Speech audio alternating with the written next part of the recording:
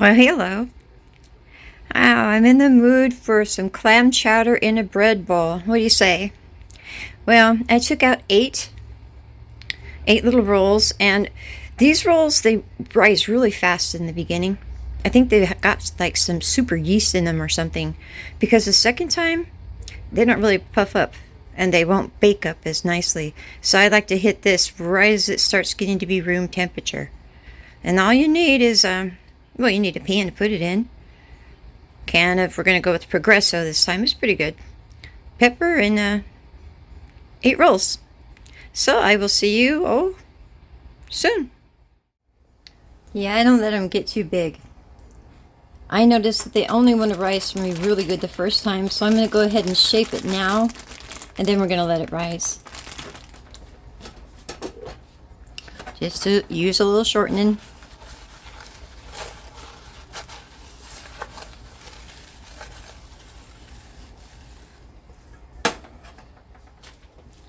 And now, I just want to form it all into a ball.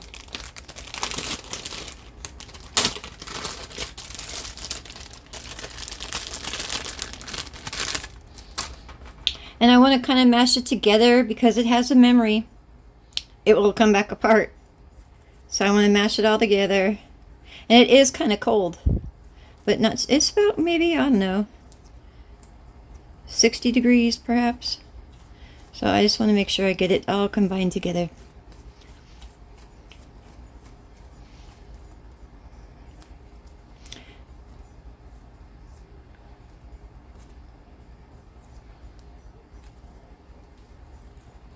Okay, I want to pinch it at the bottom. Seal it in nicely. Do it again.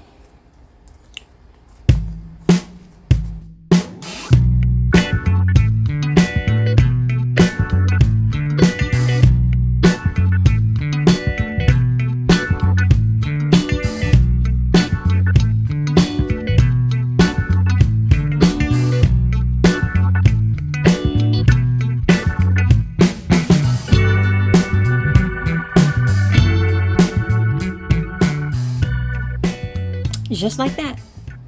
I'm going to put it in here. I'm going to let it rise for, I'm going to give it a good 30 minutes because it's kind of cold in my house too. I like it that way. So let's see what it looks like before I go to bake it. Well, it rose quite a bit, but you'll see when we cook, it just puffs right up. Set your oven at 350.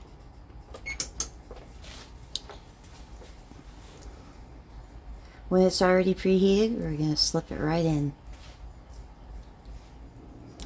Alright, in we go. We're going to check it in 25 minutes. We want to wait till it has a hollow sound inside when we thump it. I'll see you then. It actually took about 30 minutes. Doesn't that look sexy? I sure think it does. Now what I'm going to do is let it sit here for 5 minutes, and then I'm going to transfer it onto a wire rack.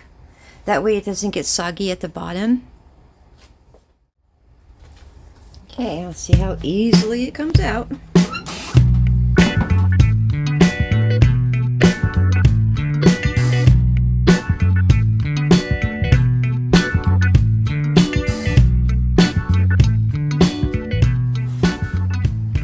Okay, I'm gonna let it cool down, and then we'll cut it open and we'll go forward with the soup. You can pick, pretty much any soup you like, but think about it like a Campbell soup, chicken noodle. It's not going to stay in the bowl very well. I don't think so. I think it would absorb, and I don't know, maybe we'll try it later. But all your creamy soups will fit in here just fine. Cream of broccoli, cheddar broccoli, I suppose cream of mushroom, if you really like mushrooms like that. But I like it with the clam chowder, so let's give it a little bit of a go. Alrighty then, it's going to sit here on its little wire rack, and it's going to cool down so I can open it up, and I'll show you how that we put it back in the oven for a little bit of time to get the inside of it a little dry. That way you don't have a goopy doughy mess in the bottom of your bowl. Okay, well, let's try to cut it open. This is going to be its lid. You want to make sure you get the bowl effect here. So don't, cut it here because you don't have too much of a bowl. So you got to cut the top here, about like that.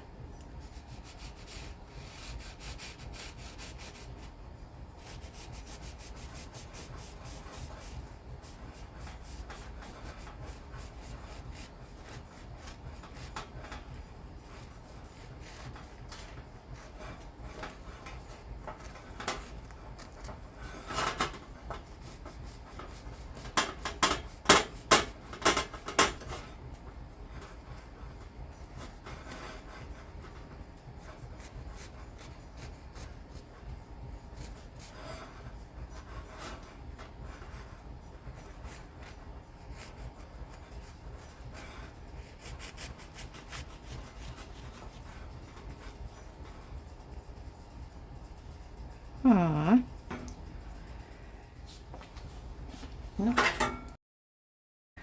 Alrighty. Then we're just going to cut it out in the middle here.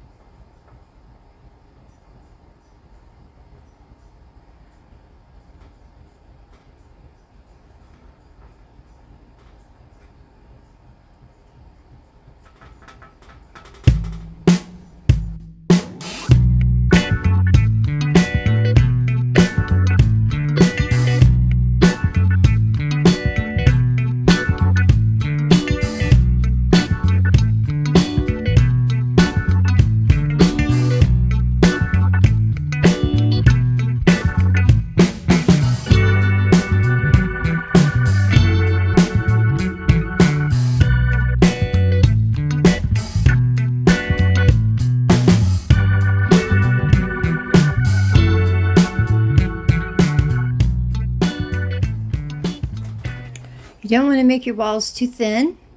You don't want to make your base too thin either. So I'm going to put it back in the oven at 350 for about, 5 minutes should be good. So this can become harder and it's less likely to seep through the bowl. Yeah, I have birds I feed, so I'm happy with this. But in all honesty, I love it so much that I'm going to put some butter on it. I eat it now because I'm starving. Anyway, just throw this in there. Let's see what we got. And while we're waiting for that, this is when you want to get your soup hot. Whenever you're using a canned soup, I was always taught to let it fully come over to a rolling boil. But I do not want to change the consistency of my clam chowder, so I want to make sure it's thoroughly heated. Progresso is good, actually. I would love to have the ability to make it myself. If anyone has a recipe they'd like to share with me, I'd love to have it.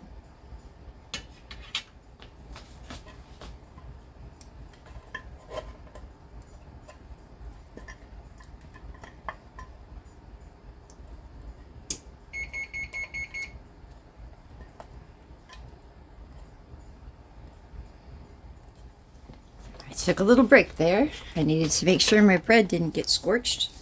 See how it's starting to bubble? I just want to get a bubble all the way around. Make sure everything's thoroughly heated. Now, this is not a good one to put in the microwave. I've tried it so many different ways. It doesn't really matter. You put it in the microwave and it seems to like separate. I don't know. Doesn't look like something you want to eat by the time I'm done with it. So, a little heating it up on the stove here. I mean, other than baking the bread, that's all you really have to do.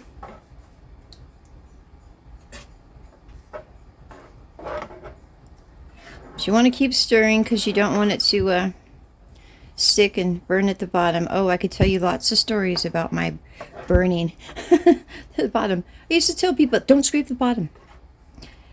It ruins the flavor of the whole thing if you scorch it.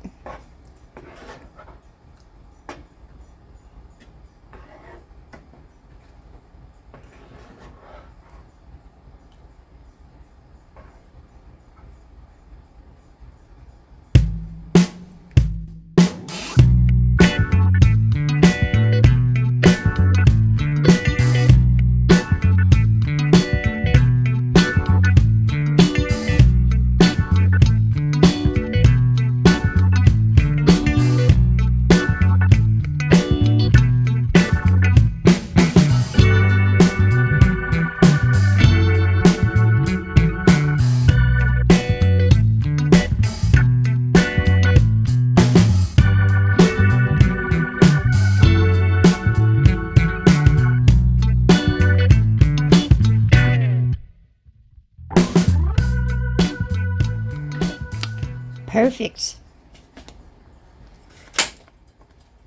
Moving on over. Here you go. Got to move on over a little bit here.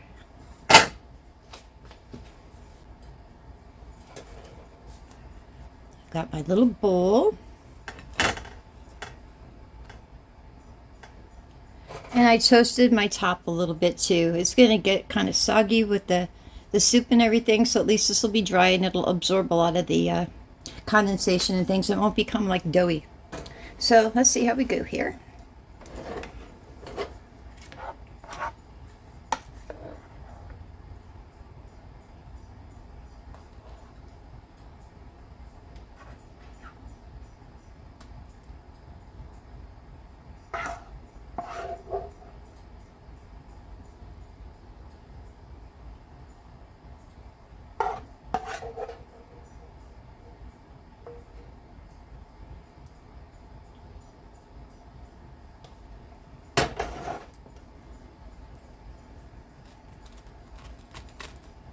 And there you have it.